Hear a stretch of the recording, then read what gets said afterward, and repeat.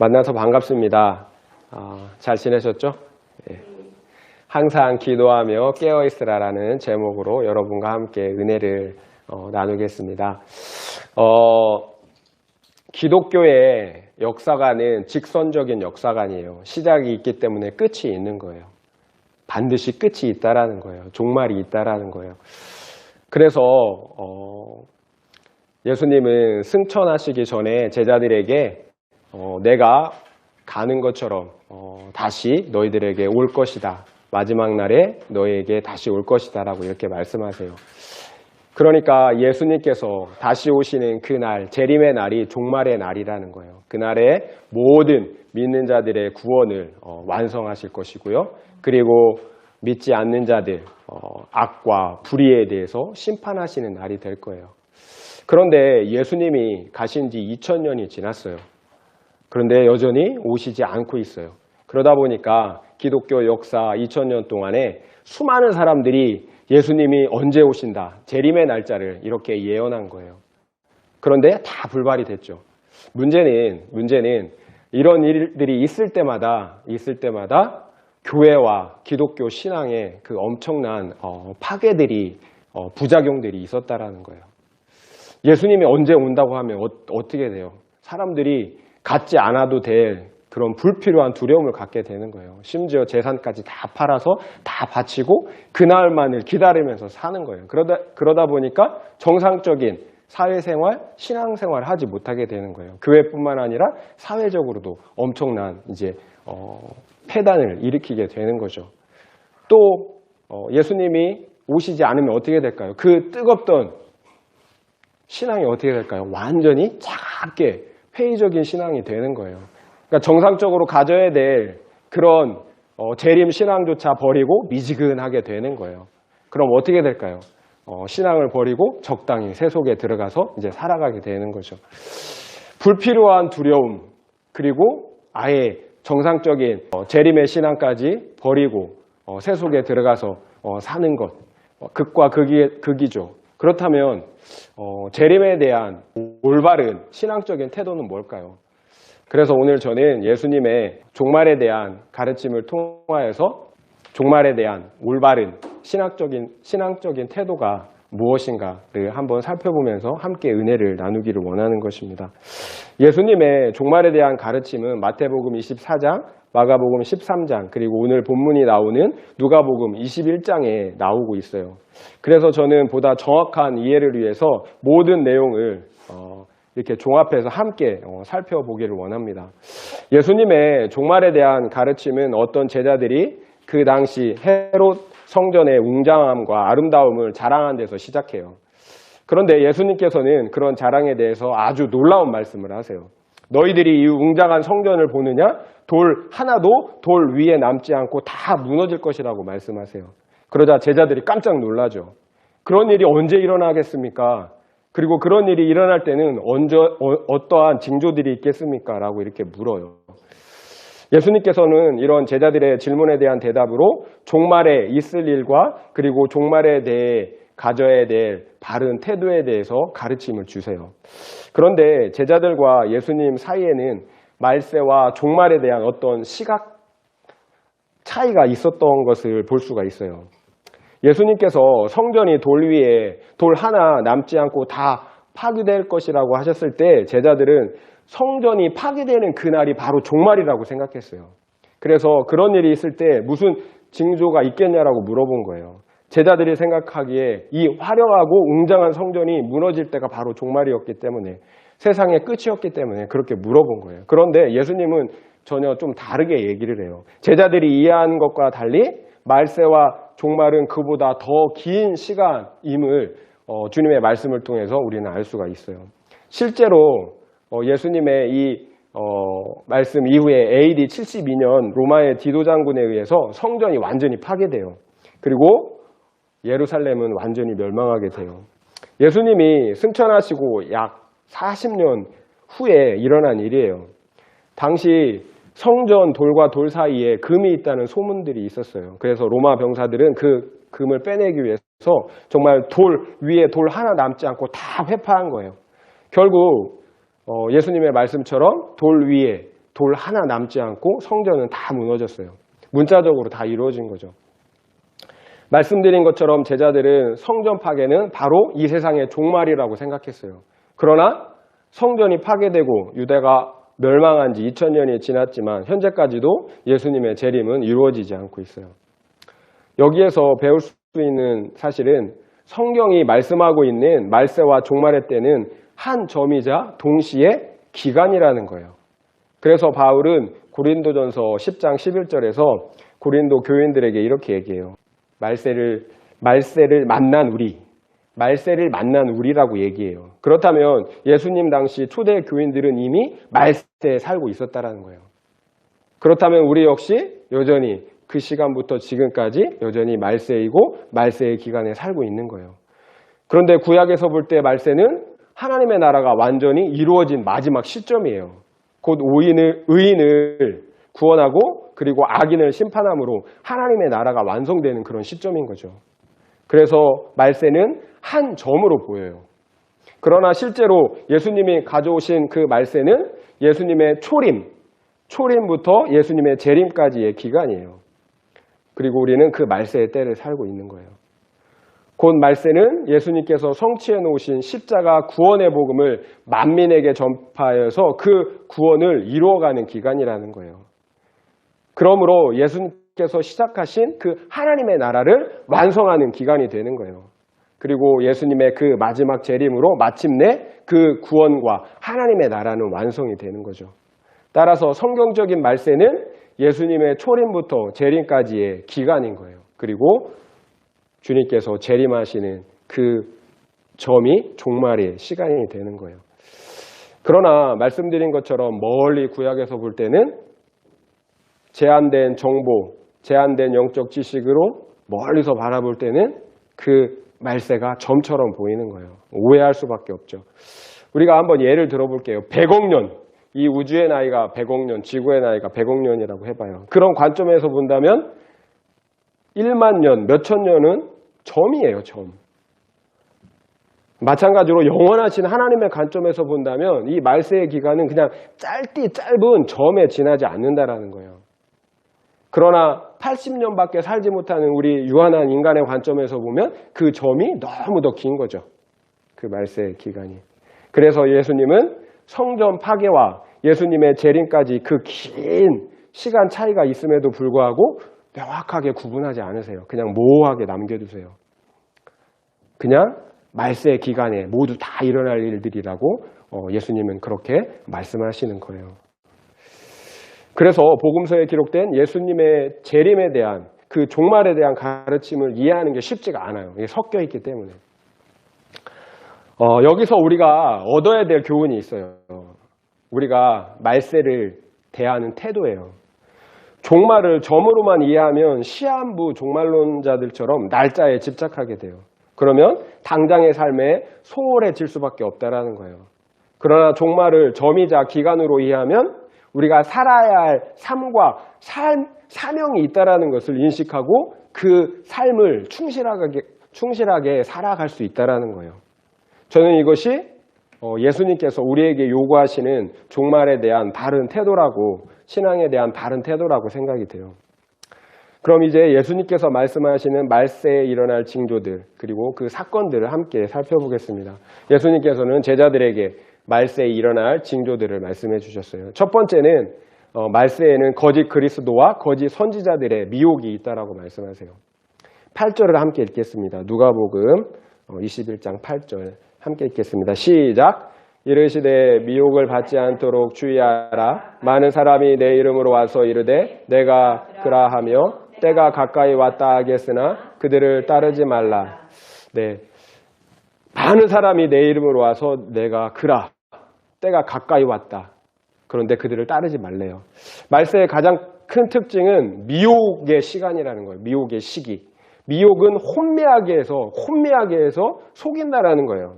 그런데 그렇게 미혹하는 사람들이 아주 많대요. 그러니까 가짜 그리스도, 가짜 선지자들이 많은 게 당연한 거예요. 그 말세의 시기에는 그런 사람들이 많다라고 예수님께서 이미 얘기하고 계세요. 이게 말세의 특징이에요. 근데 그들을 어떻게 미혹해요? 첫 번째는 내가 다시 오신 예수다라는 거예요. 내가 하나님이다라고 한다라는 거예요. 수많은 사람들이 그렇게 미혹하잖아요. 그리고 두 번째는 그 종말의 때가 가까이 왔다. 이것이 실제로 오늘날 이단과 사이비들이 가장 많이 주장하는 속임수예요. 내가 예수다, 하나님이다. 그리고 종말이 가까이 왔다. 두려움을 주는 거죠. 27절을 함께 읽겠습니다. 27절 시작. 그때 사람들이 인자가 구름을 타고 능력과 큰 영광으로 오는 것을 보리라. 구름을 타고 능력과 큰 영광으로 오는 것을 사람들이 본대요. 그러니까 예수님이 어떻게 오세요? 시각적으로 우리가 볼 수 있게 임한다라는 거예요. 마태복음 24장 드릴게요. 번개가 동편에서 나서 서편까지 번쩍임같이 인자의 임함도 그리하리라. 예수님의 임하심은 번개가 치는 것처럼 순식간에 임하신다라는 거예요. 예수님은 전 우주적으로 순식간에 모든 사람들이 볼 수 있도록 임하신다라는 거예요.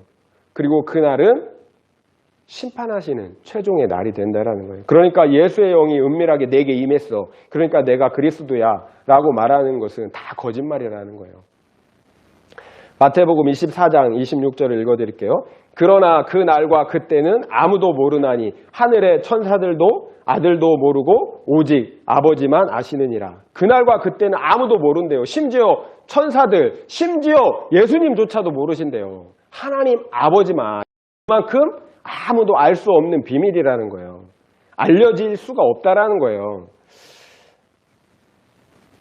그렇다면 만약 그 누구든지 그 날을 안다고 말한다면 그 사람이 바로 거짓 그리스도, 거짓 선지자라는 거예요. 분명히 무슨 꿍꿍이가 있는 거예요. 뭐 노리는 게 있는 거예요. 그렇게 얘기하는 것 자체가. 마태복음 24장 24절부터 25절을 제가 읽어드릴게요. 거짓 그리스도들과 거짓 선지자들이 일어나 큰 표적과 기사를 보여 할 수만 있으면 택하신 자들도 미혹하리라. 보라, 내가 너에게 미리 말하였노라. 미리 말하였대요. 거짓 그리스도들과 거짓 선지자들이 일어나서 큰 표적과 기사를 보여 할 수만 있으면 우리 택한 자들도 미혹한대요. 그러니까 알고 있으라는 거예요. 이미 내가 너희한테 얘기했다는 거예요. 속으면 예수님의 말씀을 믿지 않는 거죠. 수많은 표적과 기적 그리고 병고침과 같은 영적인 능력들이 참된 선지자를 분별하는 기준이 될 수 없다라는 거예요. 예수님은 나무는 열매로 안다고 하셔서 이게 궁극적인 기준이에요. 나무는 열매로 안다. 좋은 나무가 좋은 열매를 맺고 나쁜 나무가 나쁜 열매를 맺는 거예요. 곧 말씀대로 사랑과 거룩의 열매를 맺어드리느냐 그렇지 못하느냐가 기준이 된다는 거예요. 그게 말씀의 기준인 거예요. 예수님의 말씀처럼 기독교 2000년 역사 속에 수많은 거짓 그리스도들과 선지자들이 자기 자신을 다시 오신 예수다라고 주장했어요. 오늘 한국 땅에도 수많은 사람들이 자신을 그리스도라고 지금 주장하고 있어요. 통일교회 문선명 그리고 그의 사후에 그의 아내와 자녀들이 그렇게 주장하고 있어요. 심지어 뭐 하나님의 아내다 뭐 이렇게 얘기하고 있기까지 해요. 또 JMS의 정명석, 신천지의 이만희, 하나님의 교회 장길자 등등 수없이 많은 사람들이 자기 자신을 메시아다, 하나님이다라고 주장하고 있어요. 왜 그럴까요? 왜 그럴까요? 이것이 말세의 징조이고 특징이기 때문에 그런 거예요. 그래서 주님은 보라, 내가 이미 말하였다라고 말씀하시는 거예요. 문제는 그래도 속는 사람들이 있다라는 거예요. 결국 속는 사람들에게 문제가 있다라는 거죠.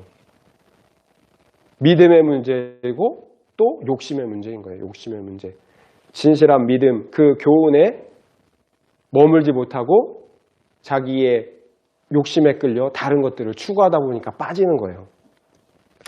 두 번째, 말세에 나타날 징조 두 번째는 환난과 박해예요. 미혹이 있고요. 첫 번째, 두 번째는 환난과 박해예요. 12절, 13절을 함께 읽겠습니다. 누가복음 21장 12절 13절 함께 읽겠습니다. 시작. 이 모든 일 전에 내 이름으로 말미암아 너에게 손을 대어 박해하며 회당과 옥에 넘겨주며 임금들과 집권자들 앞에 끌어가려니와 이 일이 도리어 너에게 증거가 되리라. 아멘. 예수의 이름으로 말미암아 박해하며 회당과 옥에 넘겨주고 임금들과 집권자들 앞에 끌어간다고 해요. 그런데 그 일이 오히려 너에게 증거가 된다라고, 복음의 증거가 된다라고 말씀하세요. 환난과 박해는 예수를 믿기 때문에 받는 고난이에요. 믿지 않으면 결코 받지 않아도 될 환난과 박해인 거예요. 실제 믿는 자들은 그 당시 초기에는 유대인들에게 심한 박해를 받았고요. 후에는 로마인들에게 극심한 박해를 받아야 했어요. 그리고 그 박해와 핍박은 점점 심해져서 모든 재산을 몰수당하기까지 했고요. 참소와 화형 등 끔찍한 죽음을 당하기도 했어요. 그래서 수많은 사람들이 자신들의 생활터전을 잃어버렸고, 그리고 평생을 산이나 지하 동굴에서 은신하며 비참한 생활을 해야만 했어요. 몇 대에 걸쳐서 그런 생활들을 했어요. 그러나 그러한 박해와 핍박이 오히려 복음이 증거되는 기회가 됐다라는 거예요. 사람들은 기독교인들의 정직하고 바른 삶, 그리고 죽음 앞에서도 그리스도를 부인하지 않는 그 당당한 모습들을 보면서 저기에 무언가 있다라고 그렇게 깨달은 거예요. 우리의 삶을 통해서 입술의 증거가 아니라 삶을 통해서 나타나는 증거를 통해서 그들은 보게 된다라는 거예요. 그 결과 수많은 사람들이 그리스도인들을 존경했어요. 그리고 실제로 수많은 사람들이 그리스도인이 되었어요. 이것이 예수 그리스도의 증인의 참된 모습인 거예요. 오늘날 우리 믿는 자들에게 필요한 모습이라고 저는 생각이 돼요. 우리가 회복해야 될 증인의 모습이라는 거죠. 작은 불과 큰 불의 차이가 있어요. 작은 불은 큰 바람이 불면 금방 꺼져요. 그렇지만 큰 불은 강한 바람이 불면 불수록 더 크게 번져나가는 것을 보게 돼요. 우리의 신앙과 복음도 마찬가지예요. 초대 교회에 있었던 박해와 환난은 신앙을 더욱 순결하게 했고요. 또 복음을 빠른 속도로 전 세계에 퍼져나가게 했어요. 그 복음에 생명력이 있었다라는 증거예요. 생명력이 없는 가짜였다면 금방 꺼져버리고 말았을 거예요. 이렇게 환난과 박해가 올 때 말씀드린 것처럼 진짜 믿음과 가짜 믿음이 드러나는 거예요. 구별이 되는 거예요. 진짜는 더욱 순결해지고 강한 산불처럼 번져나가는 거예요. 그렇지만 가짜는 바로 사그러들게 된다는 거예요. 실제로 기독교 역사를 보면 환난과 박해가 있었을 때 오히려 신앙과 복음은 순결하게 되었고 크게 부흥했던 것을 보게 돼요. 그게 역사적인 사실이에요. 초대 교회가 그랬고요. 미국을 건국한 청교도가 그랬어요. 그리고 1907년 평양 대부흥, 우리나라에 있었던 평양 대부흥이 그랬어요. 그러나 평화로울 때는 오히려 기독교가 세속화되는 것을 보게 돼요. 초대교회는 AD 313년 콘스탄티누스 황제가 기독교를 공인하기까지 엄청난 박해 속에서도 순전한 복음을 유지하면서 부흥하고 있었어요. 그 어떤 박해와 환난도 그 거룩한 복음의 불씨를 끌 수가 없었어요. 그런데 콘스탄티누스 황제가 기독교를 공인하고 국교화되자 그때부터 기독교는 바로 생명력을 잃어버렸어요. 세속화되기 시작했다는 거예요. 기독교가 세상의 중심이 될 때, 기독교가 세속 권력을 가지게 될 때 기독교인의 명목 숫자는 많아져요. 그렇지만 기독교인이 많아질지라도 진정한 의미에서의 기독교는 그때부터 몰락하기 시작했다는 거예요. 실제로 그때로부터 시작해서 기독교의 암흑기인 중세에 이르게 돼요. 종교 개혁을 하지 않으면 안 될 상태까지 이르게 된 거예요.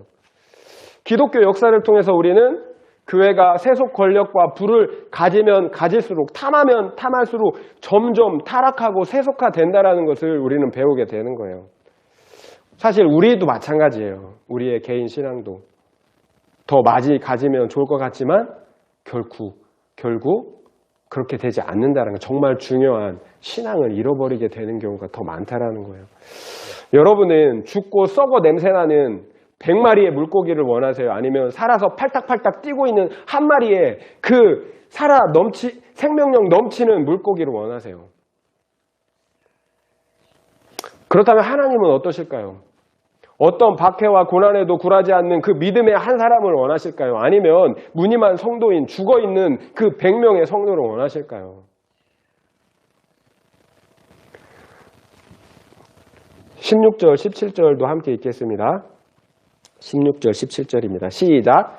심지어 부모와 형제와 친척과 벗이 너희를 넘겨주어 너희 중에 며칠 죽이게 하겠고 또 너희가 내 이름으로 말미암아 모든 사람에게 미움을 받을 것이나. 심지어 부모, 형제, 친구까지도 믿는 자들을 핍박하고 죽이는 데 가담한대요.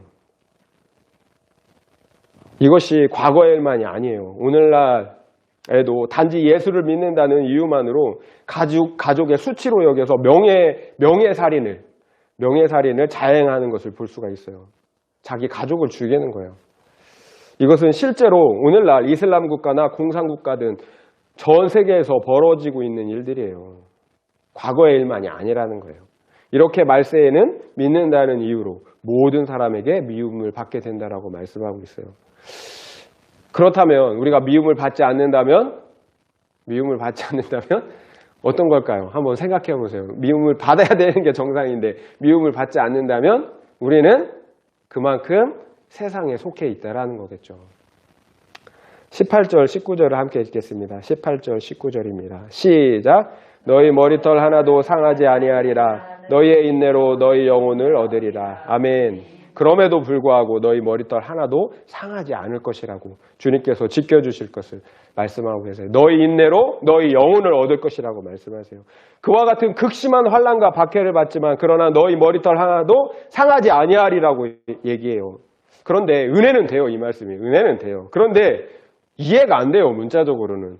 죽임을 당하는데 어떻게 머리털 하나도 상하지 않는다라고 말씀하시는 걸까요? 예수님은 지금 유한한 육적 생명을 말씀하고 계시는 게 아니에요. 영원한 생명을 말씀하고 계시는 거예요. 그래서 예수님께서는 너의 육체를 멸하는 자를 두려워하지 말고 너의 육과 영을 지옥불에서 멸하시는 자, 심판하시는 그 하나님을 두려워하라고 말씀하셨어요. 그래요. 우리의 육적 생명이 아니라 영원한 생명을 바라볼 수 있는 믿음을 가져야 한다는 거예요. 이 믿음이 없이는 결코 이 세상의 환난과 박해와 유혹을 견뎌낼 수 없다는 거예요. 너희 머리털 하나도 상하지 않을 것이라고 약속하신 그 약속의 말씀을 붙잡아야 한다는 거예요. 육적 생명이 전부라고 한다면 우리처럼 미련하고 바보가 없는 거죠. 또 억울한 인생이 없는 거예요. 확실히 알아야 돼요. 믿을 때 박해가 있어요. 그래서 너희 인내로 너희 영혼을 얻으리라고 말씀하시는 거예요. 그래서 주님은 그 인내가 있어야 된다라고 말씀하세요. 끝까지 견디는 자는 구원을 얻을 것이라고 말씀하신 거예요. 지난주에 말씀드렸던 것처럼 인내는 우리의 믿음의 진실성을 보여주는 증거예요. 이제 세 번째, 말세에 나타날 세 번째 징조는 복음 전파예요. 미혹, 박해, 그리고 세 번째는 복음 전파예요. 마태복음 24장 14절을 읽어드리겠습니다. 이 천국 복음이 모든 민족에게 증언되기 위하여 온 세상에 전파되리니 그제야 끝이 오리라. 천국 복음이 모든 민족에게 증거되기 위해서 온 세상에 전파된대요. 그래야지 주님의 재림이 이루어진다라는 거예요. 이미 언급했듯이 우리가 받는 미혹과 박해는 모두 예수의 복음 때문이에요. 그 복음을 믿기 때문에, 그리고 그 복음을 전파하기 때문에 당하는 미혹과 박해예요.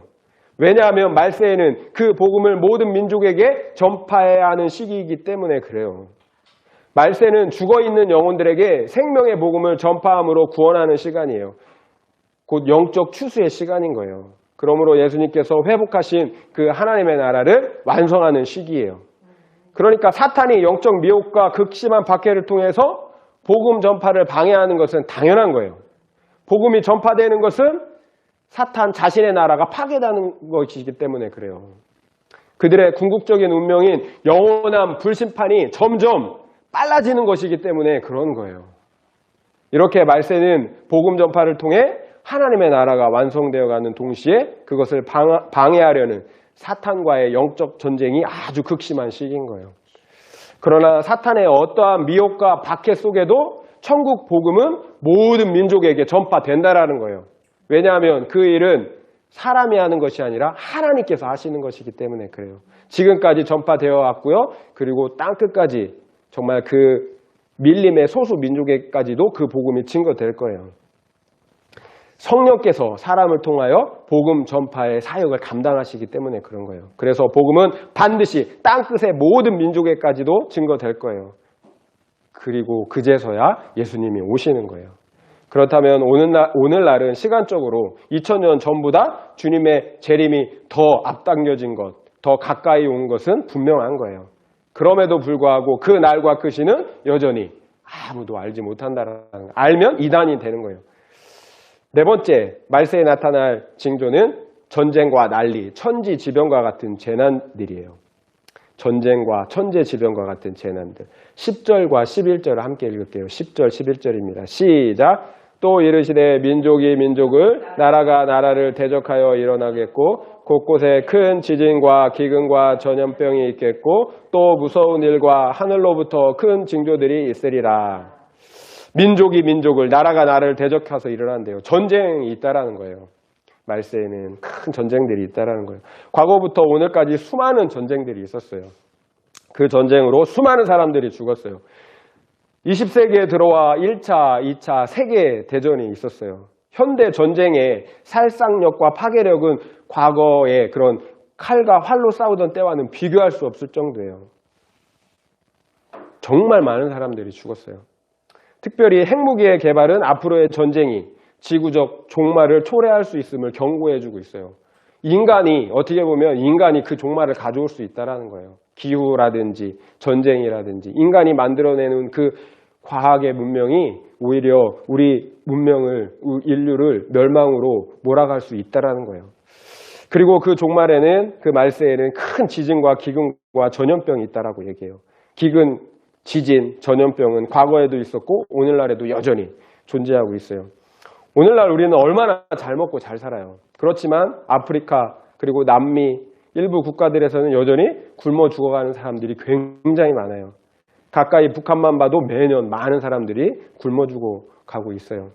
사실 우리나라도 이 굶주림에서 벗어나는 것이 그리 오래되지 않아요. 이렇게 너무 잘 먹고 잘 사니까 계속 잘 사는 것 같지만 오히려 굶주림 가운데 있었던 역사가 더 길다라는 거예요. 인류가 많은 질병을 극복했지만 여전히 새로운 질병으로 죽어가는 것이 현실이에요. 특별히 오늘날 코로나조차 제대로 대처하지 못하는 모습을 보면서 인간이 얼마나 나약한 존재라는 사실을 다시 한번 우리는 깨닫게 돼요. 만약 코로나보다 더 치명적인 질병이 발생했다면 어떻게 됐을까요? 인간은 아마 전멸했을 거예요. 인간이 겸손해져야 돼요. 이런 코로나 같은 질병을 통해 우리는 겸손을 배워야 돼요. 그리고 하나님의 뜻이 무엇인지 이해할 수 있어야 돼요. 하나님께는 하루가 천년 같고 천년이 하루 같다라고 말씀하세요. 어떤 이들이 더디다, 하나님 오시는 거, 주님이 재림하시는 거 더디다, 심판이 더디다, 안 오신다 이렇게 얘기하는데 그게 아니라는 거예요. 하나님은 오래 참으시는 거예요. 천년이 하루 같고 하루가 천년 같은 거예요. 왜 그러세요? 택하신 자들을 구원하시기 위해서 오래 참으시는 하나님의 사랑이에요. 우리도 오래 참으셨잖아요. 우리를 구원하시기 위해서. 마찬가지로 수많은 사람, 우리 외에도 그 수많은 민족들, 예수를 알지 못하는 그 사람들 한 사람이라도 더 회개하고 구원받게 하기 위해서 예수님은 참으시는 거예요. 그래서 우리가 생존할 수 있는 이 환경들을 계속 유지해 주시는 거예요. 질병을, 코로나보다 더 심한 질병 주면 다 전멸하는 거예요. 우연이 아닌 거예요. 우리가 이렇게 살아가는 게. 그리고 성경은 주님이 오시기 전 하늘의 해와 달과 별들의 징조가 있을 것이라고 말씀하세요. 하늘의 해와 달이 흔들리고 별들이 떨어진대요. 우주적 격변이 있다라는 거예요. 그게 이제 마지막인 거예요. 그러면 주님이 가셨던 것처럼 구름을 타고 다시 이 세상에 오신다라는 거예요. 그러면 우리 믿는 자들, 의인을 영원한 천국으로 인도하시고요. 그리고 악인들을 영원한 불심판으로 심판하신다라는 것입니다. 그것이 둘째 사망이라고 성경은 얘기하고 있어요. 이렇게 시작이 있으면 끝이 있는 거예요. 끝을 알고 사는 인생이 지혜로운 인생이라고 성경은 말씀하고 있습니다. 종말에 있을 징조와 일들을 함께 살펴봤어요. 먼저는 거짓 그리스도와 선지자들의 미혹이 있다라고 얘기해요. 그리고 박해와 환란이 있다라고 말씀하세요. 그리고 모든 민족에게 복음이 전파된다라고 말씀하세요. 그리고 전쟁과 천재지변과 같은 격변이 있을 것을 말씀하고 계세요. 그렇다면 예수님께서 이와 같은 종말에 있을 징조들을 말씀하신 궁극적인 본질적인 이유는 뭘까요? 이게 중요해요. 너희들 그 날짜를 알고 알아. 그래서 너희들 그 날짜를 고대하고 기다려. 이런 목적으로 마지막에 있을 일들을 얘기했을까요? 그건 아니죠. 이게 굉장히 중요해요. 왜 말씀하셨는가? 오늘 읽었던 본문 36절을 함께 읽겠습니다. 36절입니다. 36절 시작! 이러므로 너희는 장차 올 이 모든 일을 능히 피하고 인자 앞에 서도록 항상 기도하며 깨어있으라 하시니라. 아멘.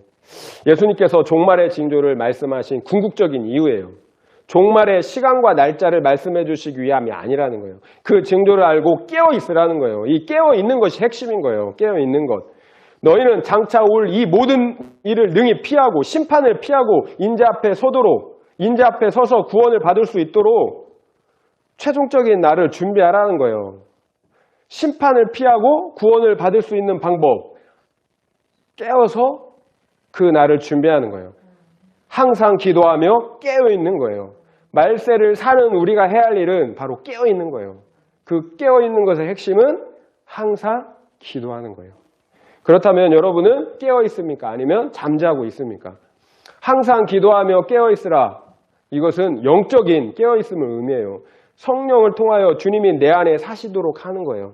그러므로 주님과 함께 동행하는 삶이 깨어있는 삶인 거예요.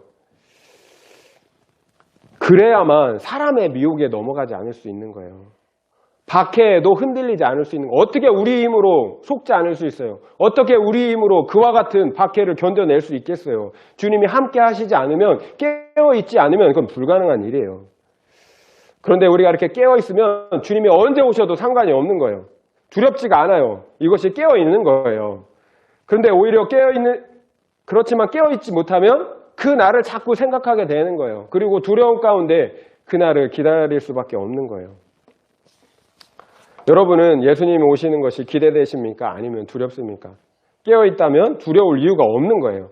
예수님은 자신의 재림이 도둑처럼 임할 것이라고 말씀하셨어요. 그렇지만 이 도둑처럼 임한다라는 것은 믿지 않는 자들에게나 해당되는 말인 거예요. 성경은 깨어있는 자들에게는 그 날이 결코 도둑처럼 임하지 않을 것이라고 말씀하셨어요. 분명 그날은 갑자기 임해요. 아무도 모르게 임해요. 하지만 도둑처럼 임하지 않는다는 걸 깨어있는 자들에게는. 왜냐하면 그날은 기쁨과 잔치의 날이 될 것이기 때문에 그런 거예요. 34절을 함께 읽겠습니다. 34절입니다. 34절 시작! 너희 스스로 조심하라. 그렇지 않으면 방탕함과 술 취함과 생활의 염려로 마음이 둔하여지고 뜻밖의 그 날이 덫과 같이 너에게 임하라. 아멘. 스스로 조심하래요. 그렇지 않으면 방탕함과 술 취함과 생활의 염려로 마음이 둔해진대요. 그리고 그 날이, 재림의 날이 덫과 같이 너에게 임할 것이라고 말씀하세요. 항상 기도로 깨어 있어야 하듯 우리는 세속에 물들지 않음으로 깨어 있어야 되는 거예요. 세상을 사랑하면 잠드는 거예요. 스스로 조심하라고 하세요. 누가 책임져 주지 않는다라는 거예요. 구원은 전적으로 내 문제라는 거예요. 내 믿음이 아무리 좋아도 내 자녀를 구원할 수 없고요. 내 믿음이 아무리 좋아도 내 부모를 구원할 수 없다라는 거예요. 나의 믿음으로는 나만 구원할 수 있다라는 거예요. 따라서 내 믿음은 내 스스로 지켜야 된다라는 거예요. 그렇지 않으면 방탕함과 술 취함과 생활의 염려로 마음이 둔하여진다라고 말씀하세요. 마음이 둔하여진다라는 것은 무엇이에요? 무뎌진다라는 거예요. 무뎌진다라는 거예요. 이 세상이 영원할 것만 같은 거예요. 끝이 없을 것 같은 거예요. 그러면 세상을 사랑하게 되고 점점 말씀이 은혜가 되지 않게 되는 거죠. 이것이 영적으로 잠들어 있는 상태라고 성경은 말씀하고 있는 거예요. 문제는 그러면 뜻밖의 그 날이 덫과 같이 임한다라는 거예요. 산짐승이 사냥꾼이 설치해 놓은 덫에 걸리듯 그 날이 덫과 같이 갑자기 우리에게 임한다라는 거예요. 세상의 방탕함과 술 취함 그리고 생활의 염려라는 먹이를 쫓아가다가 그 날이 덫과 같이 임한다라는 거예요. 당장 눈앞에 있는 먹이 때문에 덫에 걸린 짐승을 한번 생각해 보세요. 그 덫에 걸린 짐승. 그러면 그때는 너무 늦은 거죠. 당장의 먹음직스러운 고깃덩어리 때문에 생명을 잃게 되는 거예요. 이 세상에서 영생과 바꿀 수 있는 게 무엇이 있겠습니까? 35절을 읽겠습니다. 35절입니다. 시작! 이날은 온 지구상에 거하는 모든 사람에게 임하리라. 아멘. 종말은 우주적 종말과 개인적 종말이 있어요. 내가 죽는 그날이 나에게 종말인 거예요. 따라서 우리는 우주적 종말인 예수님의 재림에 너무 집착할 필요가 없다라는 거예요. 우리 개인의 종말은 언제고 찾아올 수 있기 때문에 그래요. 밤새 안녕일 수 있어요. 젊은 사람도. 또 급작스러운 질병과 사고로 죽을 수도 있는 거예요. 이처럼 우리는 항상 우리의 종말을 준비하며 깨어 있어야 되는 거예요. 그래서 예수님은 어떻게 보면 종말의 때를 그렇게 길게 말씀하셨는지도 모르겠어요. 모든 사람에게 임한다라는 거예요. 지구상에 거하는 모든 사람에게 이 종말은 임한다라는 거예요. 그 한 세대에 임한다라는 거예요. 그러니까 모든 세대, 모든 사람에게 동일하게 종말은 임한다라는 거예요. 또 저는 깨어있다는 것을 우리의 사명과 관련해서 이렇게 말씀드리고 싶어요. 마태복음을 보면 예수님께서는 종말에 있을 일들을 말씀하신 후에 달란트 비유의 말씀을 이어서 하세요. 이 비유, 달란트 비유가 깨어있다라는 것이 어떤 의미인지를 말씀해 주고 있다라는 거예요. 5달란트를 가진 사람은 열심히 일해서 또 5달란트를 남겼어요. 그리고 2달란트 가진 사람도 열심히 일해서 2달란트를 남겼어요. 그런데 1달란트를 가진 사람은 그 달란트를 땅속에 묻어뒀어요. 결국 주인이 돌아왔을 때 모든 것이 이제 결정이 돼요. 주인이 돌아왔을 때 5달란트와 2달란트를 받았던 종들은 착하고 충성된 종이라는 칭찬을 받아요. 그리고 그 잔치에 함께 참여해요. 그런데 1달란트 받은 종은 악하고 게으른 종이라는 심판을 받게 된다는 거예요. 바깥 어두운 데서 슬피 울며 그런 심판을 받게 된다는 거예요. 말세는 천국 복음이 모든 민족에게 전파되어야 되는 시기예요. 주님은 그 사명을 우리에게 맡겨주셨다는 거예요. 깨어있다는 것은 바로 그 복음 전파의 사명을 인식하고 그 사명을 위해서 살아가는 삶이라는 거예요. 복음 전파의 사명을 인식하고 살아갈 때 우리는 내 앞에 일이 있기 때문에, 사명이 있기 때문에 잠들 수가 없는 거예요. 깨어서 있을 수밖에 없는 거예요. 그런데 사명을 망각하면 어떻게 될까요? 잠들 수밖에 없는 거죠. 세상을 향해서, 세속을 위해서 살아갈 수밖에 없다는 거예요. 내 정욕대로 살아갈 수밖에 없는 거예요. 그러면 술 취함과 방탕함과 생활의 염려로 마음이 둔해져지는 거예요. 그러면 그날이 덕과 같이 이를 수밖에 없다는 거예요. 다시 한번 말씀드립니다. 말세를 살아가는 주의 백성들이 가져야 될 바른 신앙의 태도는 깨어있는 거예요. 깨어있는 것. 깨어있는 삶의 핵심은 항상 기도하는 거예요. 그리고 두 번째는 세속에 물들지 않는 거예요. 그리고 세 번째는 복음 전파의 사명을 잊지 않고 그 사명을 따라 살아가는 거예요. 사실 이 세 가지는 서로 유기적으로 영향을 주고 받고 있어요. 기도하면 세속에 물들지 않아요. 그리고 사명을 감당할 능력을 공급받게 돼요. 그러나 기도하지 않으면 그 어떤 것도 이룰 수 없다는 거예요. 세상을 사랑하는 마음은 사자가 고기를 좋아하는 것처럼 본능적인 거예요. 기도하지 않으면 제어할 수 없다는 거예요. 그 본능을. 물론 기도하지 않으면 사명은 더더욱 감당할 수가 없겠죠. 복음 전하고자 하는 의지 자체가 생기지 않는 거죠. 왜냐하면 나에 대한 구원조차 확신하고 있지 못한데 어떻게 다른 사람에게 복음을 전할 수가 있겠어요. 사명을 감당하기는커녕 그 사명을 잊어버리고 살아가게 된다는 거예요. 결국 깨어있다는 것의 핵심은 항상 기도하는 거예요. 이게 핵심이에요. 예수님께서 우리에게 말씀해 주시고 싶은 말씀의 핵심이 바로 항상 기도하라는 거예요. 믿음 없이는 기도할 수 없어요. 예수님은 인자가 올 때에 믿음을 보겠느냐라고 말씀하셨어요. 곧 믿음을 가지고 기도하는 사람을 보겠냐라는 거예요. 기도는 믿음에 대한 표현이에요. 믿음에 대한 증명이에요. 이렇게 우리가 항상 기도하며 깨어있다면 주님이 언제 오시든 아무 문제가 없는 거예요. 이것이 주님께서 종말에 있을 징조를 가르쳐 주신 이유예요. 깨어있으라는 거죠. 깨어있으라는 거죠. 그 날짜에 관심 가지라는 게 아니에요. 그런데 인터넷과 유튜브를 보면 성경의 예언을 무리하게 풀어서 재림의 때를 말하는 사람들이 있어요. 그런 주장을 하는 배경에는 분명 불순한 목적이 있을 거예요. 그러나 이것은 전혀 이상할 일이 아니라는 거예요. 앞서 말씀드린 것처럼 거짓 선지자들의 미혹은 말세에 일어날 일이기 때문에 그래요.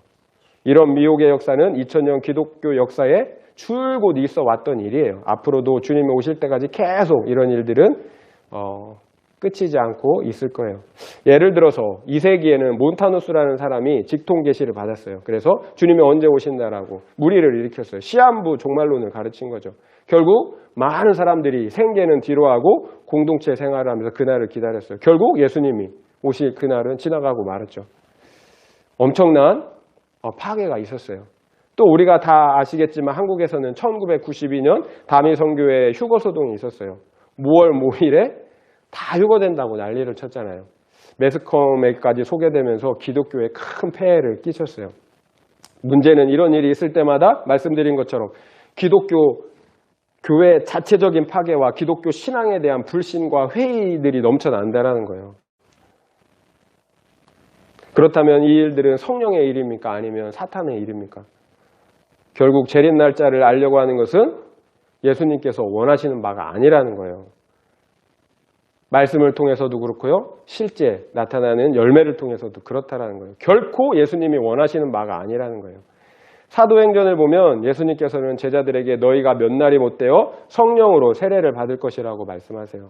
그러자 제자들은 이스라엘 나라를 회복하실 때가 이때냐고 물어요. 이때입니까? 그러자 예수님은 때와 시기는 아버지께서 자기의 권한에 두셨으니 너희가 알 바가 아니다라고 말씀하세요. 때와 시기는 아버지께서 자기 권한에 두셨대요. 너희가 알 바가 아니래요. 그렇다면 그 때를 알려고 하는 것은 하나님의 권한과 주권을 훼손하는 거죠. 대적하는 거죠. 교만하고 불신앙적인 태도라는 거예요. 날짜를 알려고 하는 것은 하나님을 대적하는 거라는 거예요. 결국 합당한 종말론적인 신앙은 나에게 주어진 사명과 본분을 인내하면서 하루하루를 충실하게 살아내는 거예요. 그렇다면 언제 주님이 오셔도 상관이 없기 때문에 그런 거예요. 주님은 그렇게 살라고 우리에게 말씀하고 계시는 거예요. 말씀을 마무리하겠습니다.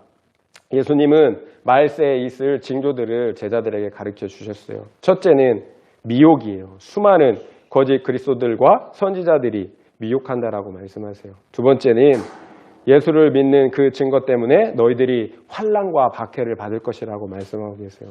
그리고 세 번째는 그럼에도 불구하고 모든 민족에게 그 복음이 전파된다라고 말씀하세요. 그리고 네 번째는 전쟁과 난리, 소문, 천재지변이 있을 것이라고 얘기해요. 하늘과 해와 별과 달이 흔들리고 떨어질 때 예수님께서 가신 그대로 영광 중에 구름을 타고 오실 것이라고 말씀하고 계세요. 그러면 그때 우리의 구원을 완성해 주시고요. 확정해 주시고요. 그리고 우리를 박해했던 사단과 그리고 악의 세력들을 영원한 불에 심판하신다라고 말씀하고 계세요.